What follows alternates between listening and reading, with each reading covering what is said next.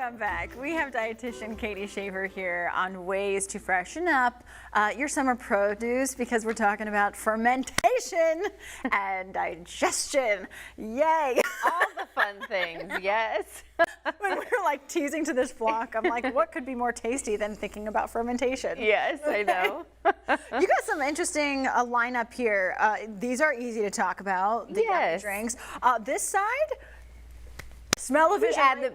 We add them into things usually. Yes. Usually they're not things you eat by themselves. But basically when we talk about kind of fermentation and gut health, it sounds kind of gross when you say the things. But what we're looking for is that it adds probiotics into your system. And so probiotics are the little healthy bacteria that live in your gut that help your immune system, help your digestion.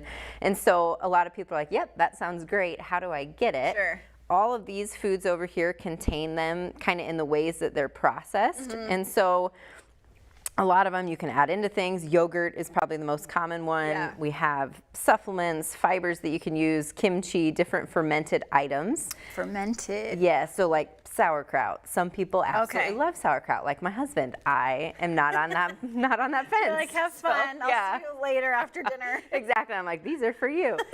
So I bring these just to kind of show options, but the stuff on the right is maybe a little bit easier to add. Yeah. Yeah, so kombuchas have a good amount of probiotics in them. This is a remedy, and so I am also not a huge fan of kombucha, but I really like these. I'm familiar with kombucha. Yes. And it definitely is very tart. So yes, that's the reason that I typically don't like them. These are not as tart. So they have kind of a different fermentation process. It removes the sugar, so it's not really high in sugar, but it still tastes like it is. They have kind of some magic going on there. How do they do that? I don't.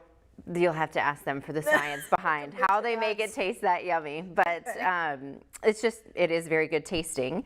And then I was teasing her, the recipe that I brought is not as fun snacky as usual. Right? I'm going to definitely withhold trying this. Yes, but that's how do we totally make fine. it? So this is just some pickled onions. Yep. So this morning I cooked them down in some apple cider vinegar. We have some pickling spices, so usually mustard seed, peppercorns, and salt. Okay. And then you might not see, these are the... Yeah, it's just the little guys down there. Yep, okay.